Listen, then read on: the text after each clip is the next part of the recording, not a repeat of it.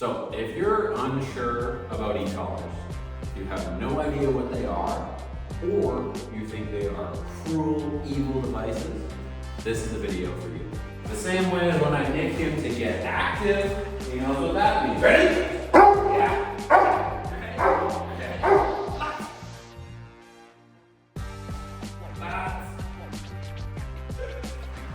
Good boy, nice job. So if he was scared of the e-collar, he was terrified of the e-collar, why is it that when I put him in a down and then I stim him in conjunction with the reward, that he flies to pick up the ball? Why is it that he wants to bring the ball back and continue to train, right? Oh, yeah. We're going to demonstrate with proof, and also after 3 years of experience of training 100 dogs a year full time, what the e-collar actually is, okay? Because we get a lot of people that have no idea what these are, and they have the wrong idea about how the e-collar can actually be used. Most people fundamentally think the e-collar is a bad dog button, right? And it's not. What the e-collar is in reality is physical touch. The e-collar is the same as my leash. It is the same as my hand. Okay? So this isn't going to be the video where I sugarcoat the e-collar and tell you it's just a gentle tap on the shoulder. It's just a little helping hand. No, the e-collar is the exact same as a leash or a hand. Okay? What I can do with a leash or a hand is the exact same as this.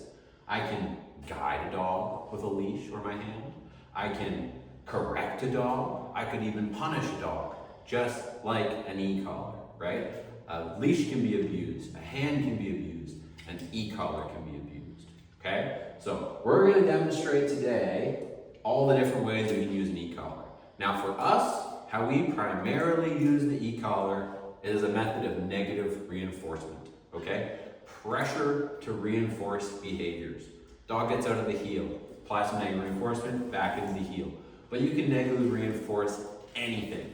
And I've got my dog here that we're going to demonstrate with. I can negatively reinforce arousal. I can negatively reinforce the way he takes a ball. I can negatively reinforce how quickly he picks up a dumbbell, all on the e-collar.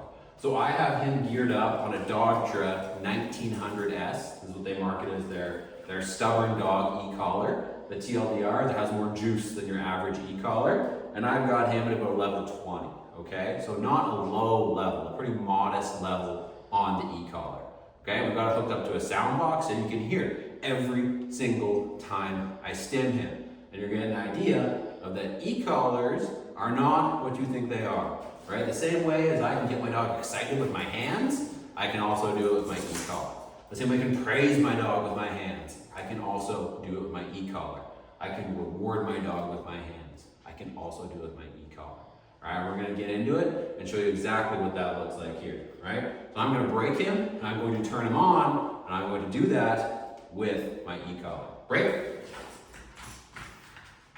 So I'm going to give him the signal now to get active. Ready?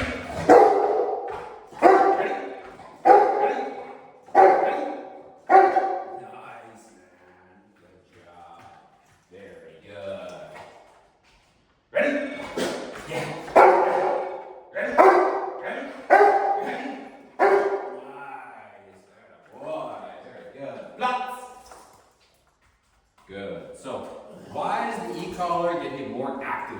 Why does it make him bark harder? Why does it bring, arousal to the table? Productive, good arousal.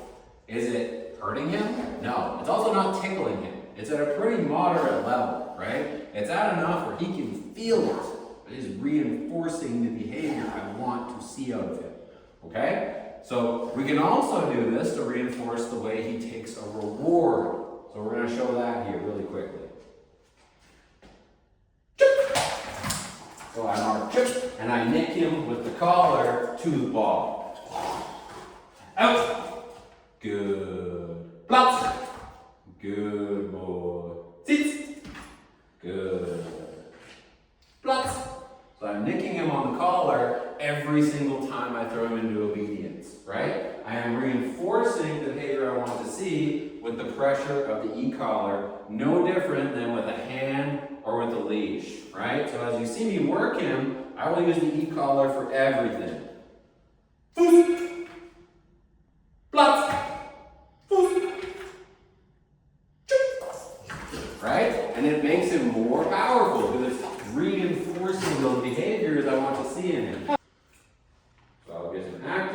e-collar, and then I will get him going into the obedience. Ready? Ready? Yeah. Yeah. Good boy. Nice. Does this dog look suppressed? Does this dog look terrified?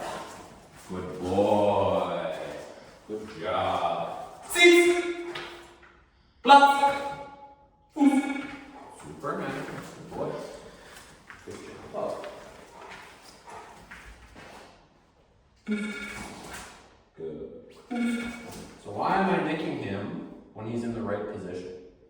Right? Because the e-collar is not a bad dog button. It's the exact same thing as me saying, good. That's nice. Right? Good. That's nice. It is no different. Good. It's about the context in which I use it. So when I nick him in conjunction with the command, he knows what that means. The same way as when I nick him to get active, he knows what that means. Ready? Yeah. Ready? Ready? Blocks. Blocks. Good boy. Nice job. So he was scared of the e-collar. He was terrified of the e-collar. Why is it that when I put him in a down, and then I stim him in conjunction with the reward, that he flies to pick up the ball? Why is it that he wants to bring the ball back and continue to train, right? Oh, yeah. Right? Why does he want to keep going? It's because I'm not using the e-collar to suppress. In this context, I'm using the e-collar to activate, to reinforce behaviors. And just like reinforcing a heel, I can reinforce arousal. So, this isn't to sugarcoat the e-collar, okay? You can also use the e-collar to correct, right? There are times when I'm even more calm, like when he's in a functional heel walking down the street with me. And for that, if he left position, I can correct him at a more moderate level that brings his arousal down, right? Because context is really important. I don't want him active in that picture. I want him calm, I want him attentive, not showing a lot of arousal when we're walking down the street in public, right? So a correction there might be more firm, right? Depending on the offense. You can also use an e-collar to punish bad behavior. You can do that. You can correct a dog for jumping. You can correct a dog for being reactive. It's not my favorite way to deal with that stuff, but you certainly can. Now for us, I only like to do that stuff once I've done it without the e-collar. Just like I don't teach behaviors with the e-collar, I don't like starting correcting on the e-collar. I like to do it with a leash, just a 6-foot leash, something like that, and then the e-collar after, once the dog understands the contingency, and they also understand the electric in other ways, like a recall, a sit, a down, stuff like this. But you can use the e-collar for all that stuff. So this isn't a sugarcoat. What this video is to get you to understand that if you're comfortable putting your dog on any sort of tool, if you're comfortable putting your dog on a gentle leader, a pinch collar, a slip leash, a choke chain, whatever the hell you put on your dog, then you are comfortable putting your dog on an e-collar because it is just pressure. They are the exact same thing. Alright, so it is just a pressure device. If you train with pressure, there's no reason you can't use an e-collar. And if you don't train with pressure at all, good luck. Why we really like e-collars is because you can be incredibly precise with them. Incredibly precise. A lot of people call me with nervous dogs, anxious dogs. Most of the dogs we train are actually in that category, and they're worried about the e-collar. But in fact, you can start a dog very, very gently with an e-collar because they're precise. If I give you a prong collar and tell you to, like this has a range of 1 to 100 on it. If I give you a prong collar and say, hey, correct your dog out of a 1 of 100 and do it 10 times, how consistent is that going to be? How precise is that going to be? Or if I give an owner an e-collar and I set it to level 1, I know exactly what it's going to be, and so do they.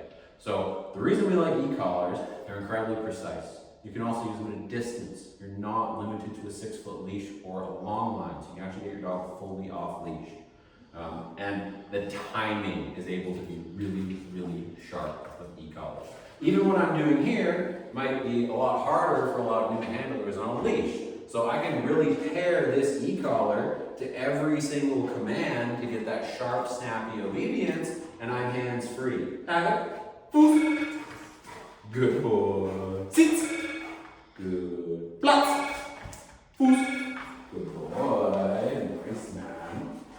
Good. Fuß. Fuß. Good boy. Platz. Fuß.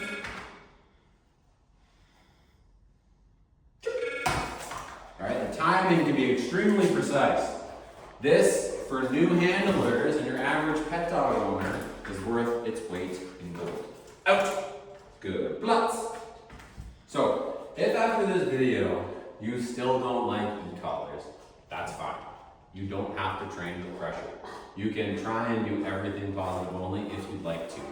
But if you are willing to put a slip leash on your dog, a pinch collar, a choke chain, a head halty, a gentle leader, which by the way is not so gentle, then there's no reason you cannot use an e-collar. Pressure is pressure. These devices certainly can be used wrong, of course.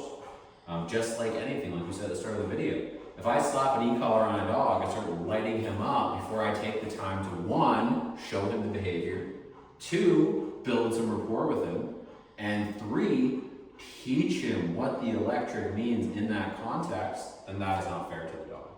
If I throw an e-collar on a dog and just start outsourcing my corrections to it for bad behavior, you know, he's reactive at a dog, he's barking out the window, I just want to click a button and make my problems go away, that can lead to a very confused dog.